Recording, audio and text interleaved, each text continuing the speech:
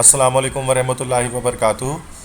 This is Sir Naseem Zulfikar, and today I am going to solve the chemistry sample paper number 4, जो कि PMC Pakistan medical commission ने MD के 2021 के लिए दिया है। तो वो इससे पहले मैं दो सैम्पल पेपर केमिस्ट्री के सॉल्व कर चुका हूँ, जिसमें केमिस्ट्री के 56 क्वेश्चंस जो है वो मौजूद थे, और इस सैम्पल पेपर में भी 56 क्वेश्चंस हैं, और इसमें इसके आंसर्स चूँकि मौजूद नहीं है, करेक्ट आंसर्स, तो वो मैं यहाँ पर आपको डिटेल में उसके आंसर्स को डिस्कस करूँगा, ताकि आपकी जो MD कैट की तैयारी है 2021 की, जो कि अगस्त और 30 अगस्त से स्टार्ट होने वाले हैं, तो आप उसमें अपनी एक बेस्ट परफॉर्मेंस जो है वो करके दिखा सकें। ठीक है, तो काफ़ी सारे MCQs हैं, कुछ MCQs टफ हैं, कुछ MCQs आउट ऑफ द सीन बोर्ड हैं, तो उन सारी चीज़ की डिटेल्स के बारे में मैं आपको बताता रहूँगा। तो बिना कोई वक्त ज़ाया करे स्टार्ट करते हैं लेक्चर को। तो फर्स्ट हमारे पास जो MCQs है, इसको अगर मैं कुछ जूम करूं तो नो, ठीक है। How many times magnesium atom is heavier than carbon atom. तो कार्बन का जो एटम है वो, या मैग्नीशियम का जो एटम है वो कितना ज़्यादा भारी होता है कार्बन के एटम से। अब आप जानते हैं मैग्नीशियम का जो एटॉमिक मास हमारे पास है, तो मैग्नीशियम का एटॉमिक मास 24 होता है और कार्बन का 12 होता है, तो ये 2 टाइम्स का जो है वो हैवियर होगा। तो 2 times is the correct answer, A option is the correct. Second है the reagent which leaves in the reaction mixture after reaction has completed is called dash. मतलब रिएक्शन के बाद जो बचा रह जाता है रिएक्टेंट, उसको हम क्या कहते हैं। तो जो ख़त्म हो जाता है जल्दी वो तो लिमिटिंग रिएक्टेंट होता है, ठीक है, और जो बचा रह जाता है वो एक्सेस रिएक्टेंट या एक्सेसिव रिएक्टेंट, उसको हम जो है वो कह सकते हैं। ठीक है, तो B option is the correct one. Third है when we calculate radii of hydrogen atom by its equation are equal to 0.529 angstrom n square when n equal to 1 2 3 4 the distance between orbits of hydrogen will dash. तो देखें, तो orbits के बीच जो distance होता है तो वो इंक्रीज़ हो रहा होता है जैसा जैसे शेल्स को हम इंक्रीज़ कर रहे होते हैं। ठीक है।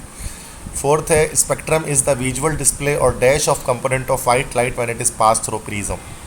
तो स्पेक्ट्रम क्या होता है भाई, डिस्प्ले और dispersion of component of white light, मतलब वाइट लाइट जो डिस्पर्स होती है 7 कलर पे, उसी को स्पेक्ट्रम कहते हैं। फिफ्थ है which of the following shows Planck's quantum theory. E equal to H nu, उन तीनों में से कोई नहीं है, तो नॉन ऑफ दिस हो जाएगा, क्योंकि जो करेक्ट हम जानते हैं कि जो फार्मूला है प्लांक्स क्वांटम थ्योरी का वो क्या है, वो E is equal to H nu है। ठीक है, और here what is H, H is the Planck's constant and nu is the frequency of emitted radiation. ठीक है,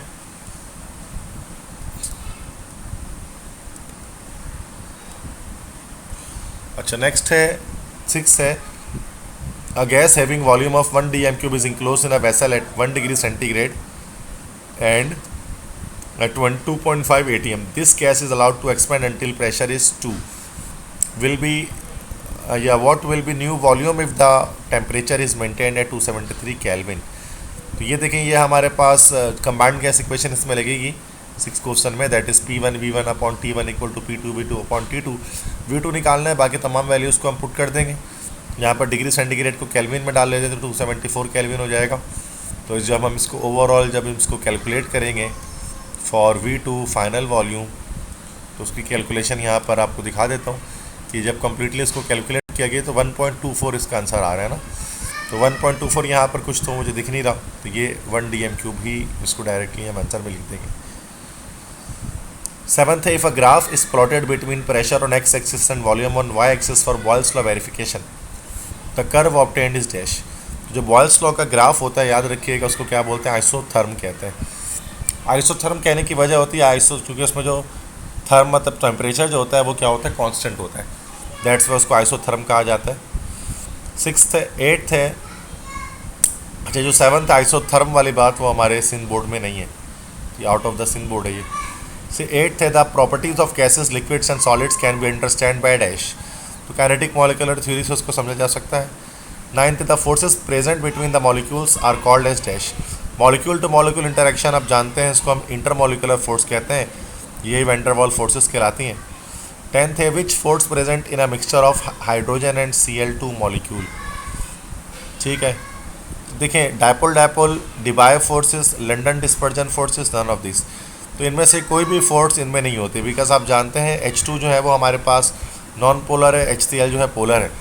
तो पोलर, एक पोलर और एक नॉन पोलर, इनके बीच जो हमारे पास जो एक समझ लें कि सेकेंडरी बॉन्ड, ये इंटरमोलिकुलर फोर्स जनरेट होता है ना, उसको हम लोग बोलते हैं डायपोल।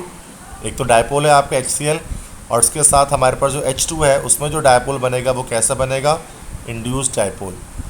तो ये डायपोल और इंड्यूस्ड डायपोल फोर्स कहलाता है, ठीक है। तो this is dipole and induced dipole force. तो let me write the answer here so that you can get to know about it clearly. Okay, so यहाँ पर इसका आंसर होगा करेक्ट। सो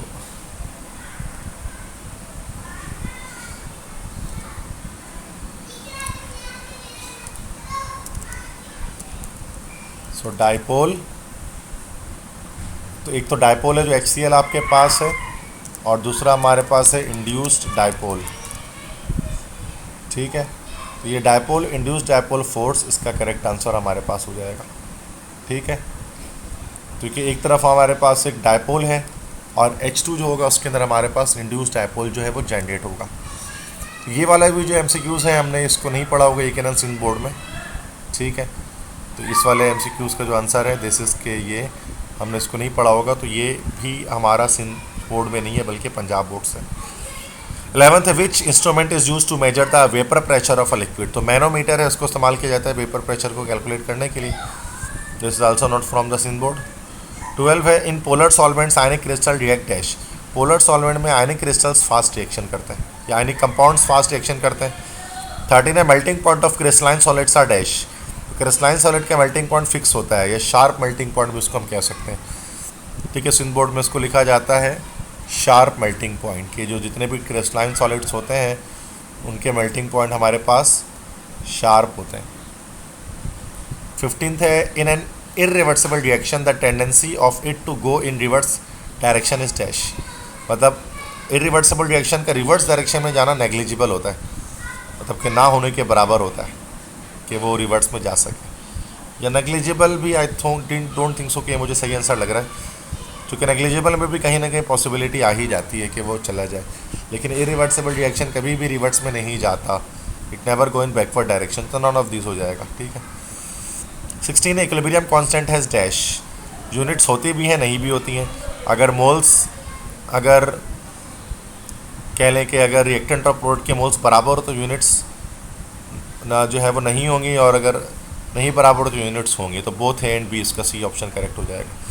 ये हमारा चैप्टर 6 का है जो इक्विलिब्रियम कांस्टेंट है। तो ये फर्स्ट ईयर का जो हमारे पास चैप्टर 6 होता है, तो यहाँ से ये क्वेश्चन लिया गया है, ठीक है। जो कि आप जानते हैं कि KC इक्विलिब्रियम कांस्टेंट होता है, KC ही होता है हमारे पास है, और KC की वैल्यू जो है वो उसमें यूनिट होती भी है नहीं भी होती है।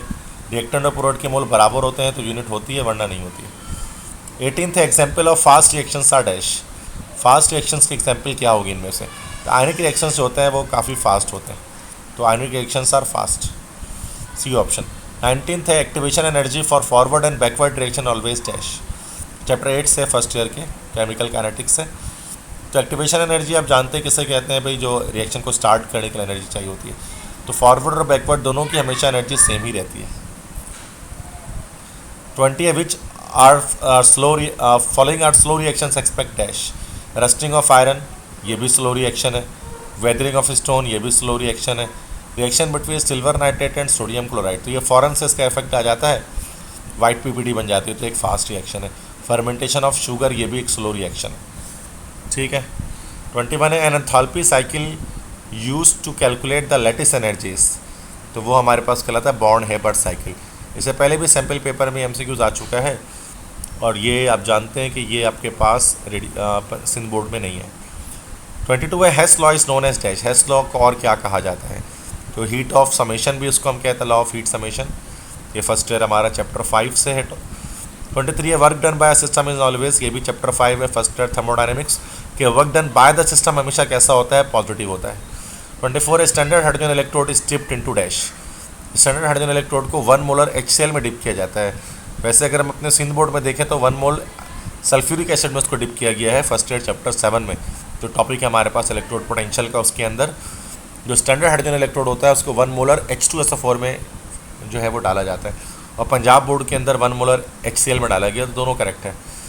25 standard reduction potential is found by dipping the electrode in its own ion with molarity equal to dash. तो आपको पता है कि जो जिंक सल्फेट की कॉपर सल्फेट जिस जो मोलैरिटी उसकी होती है वो हमेशा 1 मोलर होती है, ठीक है।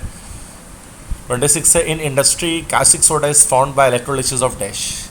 तो saturated solution of sodium chloride होता है, तो यहाँ पर हम कंसनट्रेटेड NaCl सॉल्यूशन लिख देंगे, बिकॉज कंसनट्रेटेड हमेशा सैचुरेटेड होता है, फ्यूज नहीं होता। फ्यूज चूँकि मेल्टिंग होता है मोल्टेन, तो यूज़ नहीं करते। 27 है the covalent radius of hydrogen is. तो ये हमारे पास पंजाब बोर्ड से है, और इसके हमें रट्टा लगाना पड़ेगा इसकी वैल्यू को, 37.7 पिकोमीटर ये वैल्यू होती है कोवेलेंट रेडियस हाइड्रोजन की। 28 है the minimum amount of energy required to remove an electron from it gaseous atom to form its ion is called. ये बड़ा सिंपल सा, इसको आयनाइजेशन एनर्जी कहते हैं, चैप्टर 3 है first year. The sum of cationic and ionic radius in a crystal lattice is equal to dash. तो cationic anionic radius crystal lattice में, अच्छा देखें ये sum of cationic anionic radius, ये तो किसी भी बुक में मुझे नहीं मिला, ना फेडरल में, ना पंजाब टेक्स में, ना कराची बोर्ड में, तो मेरे लिहाज से MCQs ही गलत है 29। लेकिन अगर हम इसको सम की बजाय जो है वो अगर हम ये कहते हैं कि यहाँ पर लेट से कि हमसे जो है वो अगर मान लें कि हमसे अगर डिस्टेंस पूछा जा रहा है, तो अगर डिस्टेंस पूछा जा रहा है तो फिर वो इंटर आयनिक डिस्टेंस होता है। तो आई थिंक कि यहाँ पर शायद टाइपिंग मिस्टेक हो गई है, वरना ये सवाल गलत है। 30 है which of the following is not an alkali metal. तो हाइड्रोजन अगरचे 1A ग्रुप में तो होता है, बट अल्कली मेटल नहीं होता हाइड्रोजन। 32 है विच एलिमेंट्स फॉर्म अलॉयस। अलॉय कौन बनाता है? सिर्फ ट्रांजिशन मेटल्स बनाते हैं। कोई भी अलॉय ले लें, स्टील, ब्रास, ब्रोंज, नाइक्रोम, सब में ही ट्रांजिशन एलिमेंट मौजूद होते हैं। 23 ये ट्रांजिशन एलिमेंट्स है प्रॉपर्टीज ऑफ डैश, उनकी प्रॉपर्टी मेटल की तरह ही होती है, तभी हम उनको ट्रांजिशन मेटल्स भी कहते हैं। 34 है the species which donates electrons to the central metal atom in coordination sphere is called. तो उसको क्या कहा जाता है? उसको लिगेंड कहा जाता है। यहाँ पर समझ the ligand is positively charge, कुछ लाइन लिखी हुई है, बट इसका आंसर करेक्ट लिगेंड ही है। 35 है compounds with same molecular formula but different structural formula and properties are called dash. ये हमारे पास आइसोमर्स कहलाते हैं। 36 है what is the origin of ionic organic compound. Organic compound plants और एनिमल्स दोनों से हासिल किए जाते हैं, तो ये डी ऑप्शन करेक्ट हो जाएगा, बोथ ए एंड बी। 37 है आइसोमेरिज्म बिकम्स पॉसिबल व्हेन। तो यहाँ पर आइसोमेरिज्म सिर्फ नहीं होना चाहिए था, बल्कि यहाँ पर होना चाहिए था चेन आइसोमेरिज्म, या यहाँ पर होना चाहिए था स्केलेटल आइसोमेरिज्म, ठीक है, चेन या स्केलेटल आइसोमेरिज्म होना चाहिए था। तो आइसोमेरिज्म की एक टाइप है, और आपको पता है कि चेन आइसोमेरिज्म एक कार्बन में नहीं हो सकती, 2 में भी नहीं होती, 3 में भी नहीं होती, बल्कि ब्यूटेन से स्टार्ट होती है। तो मोर देन 3 कार्बन एटम जब होंगे तो जाकर चेन आइसोमेरिज्म हो गया। 38 है the catalytic oxidation of alkane is used. तो फ्यूल के तौर पे इस्तेमाल करते हैं उसको। वैसे ऑक्सीडेशन तो हमने नहीं पढ़ी, कंबस्टन पढ़ी है इसकी। तो ये कैटालिटिक ऑक्सीडेशन पंजाब बोर्ड में होता है, फ्यूल के तौर पे इस्तेमाल करते हैं। 39 है the stability of benzene is due to dash. Cyclic structures that it gives addition reaction by the delocalisation of pi electron. इसकी वजह से स्टेबल हो जाता है हमारा जो बेंजीन है। ये चैप्टर 7 से है, सेकेंड ईयर। 40 है which of the following belongs to the class of saturated hydrocarbon. तो इनमें से प्रोपीन अनसैचुरेटेड है, ब्यूटेन यहाँ पर सैचुरेटेड है, क्योंकि ये हमारे पास अल्केन है। तो alkanes are the saturated hydrocarbons. 41 है Victor Grignard was awarded a Nobel prize in, चूँकि ग्रिग्नार्ड रिएजेंट इसने बनाया था तो केमिस्ट्री का नोबेल प्राइज उसको मिलेगा। 42 है in primary alkyl halide hydrogen atom is attach to a carbon atom that which is attach to 1 और नो कार्बन एटम। तो उसको प्राइमरी अल्काइल हैलाइड कहते हैं, या फिर उसी को हम जो है वो 1 डिग्री अल्काइल हैलाइड कहते हैं। 43 है chloroethane is an example of. Chloroethane हमारे पास प्राइमरी अल्काइल हैलाइड है, चूँकि अल्फा कार्बन के एक तरफ रेडिकल अटैच्ड होता है सिर्फ उसमें। 44 in Cannizzaro reaction benzyl alcohol is obtained from dash. देखिए अगर मिथाइल एल्डिहाइड होता है तो मिथाइल अल्कोहल बनता है, तो बेंज एल्डिहाइड होगा तो फिर बेंजाइल अल्कोहल बनेगा। बेंजीन रिंग के साथ जब CHO ग्रुप अटैच होता है तो उसी को बेंज एल्डिहाइड कहते हैं। और बेंज एल्डिहाइड क्या करता है? हमारा कैनितारो रिएक्शन करता है due to the absence of alpha hydrogen. 45 है the compounds which are formed by the replacement of one of the H of water by alkyl group is called as dash. तो water अगर हम लेंगे, water से मुराद अगर हमने ले लिया जैसे कि ये HOH ले लिया, दिस इज़ वाटर। H2O जिसको हम कहते हैं ये फार्मूला, अगर हम इसको दोनों R H की जगह R लगाए तो ईथर बन जाएगा, लेकिन अगर एक H की जगह अगर हम इसको R कर दें सिर्फ तो ये बन जाएगा अल्कोहल। तो alcohol is the right answer, C option. 46 the alcohols in which the carbon which is attach to the OH group is further attach with 2 carbon atom is called as dash. तो फिर वो हमारे पास secondary होगा, जिसको हम 2 degree भी कहते हैं, 2 डिग्री अल्काइल हैलाइड। ठीक है, नेक्स्ट है बल्कि ketones do not react with dash. बल्कि कीटोन सोडियम बाइसल्फाइड से रिएक्शन नहीं करते स्टेरिक हिंड्रेंस की वजह से। ये आपके पास जो है वो पंजाब बोर्ड से MCQs है। 48 है if both alkyl groups attach to carbonyl in ketone are same then it is called as dash. तो वो फिर हमारे पास सिमेट्रिकल होता है, सिंपल MCQs है ये। Chapter 9 second year. 49 है in IUPAC nomenclature aldehydes are named as dash. Aldehydes को अल्कानल का नाम दिया जाता है IUPAC में। 50 है which of the following is correct about IUPAC naming of carboxylic acid. इनमें से क्या बात करेक्ट होगी जब हम IUPAC नेमिंग करते हैं कार्बोक्सिलिक एसिड की। In the parent name COOH position is not mentioned, तो ये ऐसा बिल्कुल भी नहीं होता। ठीक है, COOH is written as substituent and position is mentioned. Substituent के तौर पे COOH कभी नहीं लिखा जाता। COOH is given first position in all carboxylic acid. तो यस, ये वाला काम हो रहा होता है, सी ऑप्शन। 51 है carboxylic acids are produced by the oxidation of dash. तो एल्डिहाइड के ऑक्सीडेशन से कार्बोक्सिलिक एसिड बनते हैं, तो ये सेकेंडरी चैप्टर 9 है। 52 है the compounds which have CN group are called as dash. तो उनको नाइट्राइल्स कहा जाता है, वैसे साइनाइड्स भी कहते हैं, एक ही बात है। तो नाइट्राइल्स भी कह सकते हैं और इन्हीं को हम साइनाइड्स भी कहते हैं। ये हमारा ठीक है, तो CN ग्रुप इसके अंदर एज अ फंक्शनल ग्रुप होता है। ठीक है, तो साइनाइड भी हो सकता है। 53 है कि the amino acids and proteins are held together by dash.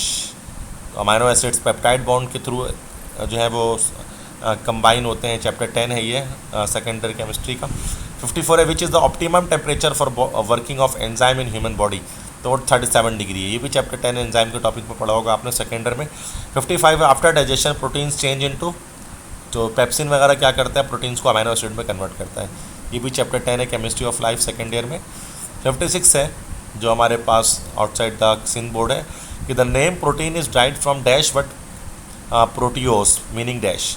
तो प्रोटियोस जो है वो ग्रीक वर्ड है और इसके मतलब होता है प्राइम इम्पॉर्टेंस, सबसे ज़रूरी, सबसे अहम। तो बच्चों these are the detailed explanation of all the 56 MCQs। I hope so कि आपको ये चीज़ें समझ में आएंगी। सबसे इंपॉर्टेंट MCQs ये PMC के केमिस्ट्री सैम्पल पेपर वाले ही हैं, जिनको आप लाजमी इनकी प्रैक्टिस करें, क्योंकि इन्हीं में से क्वेश्चन जो है वो आपके ऑनलाइन एग्जाम्स में दिए जाएंगे। ठीक है, तो बेस्ट ऑफ लक आपके टेस्ट के लिए। जल्द हाजिर हुआ नए लेक्चर के साथ, तब तक के लिए इजाज़त दीजिए। अल्लाह हाफिज़।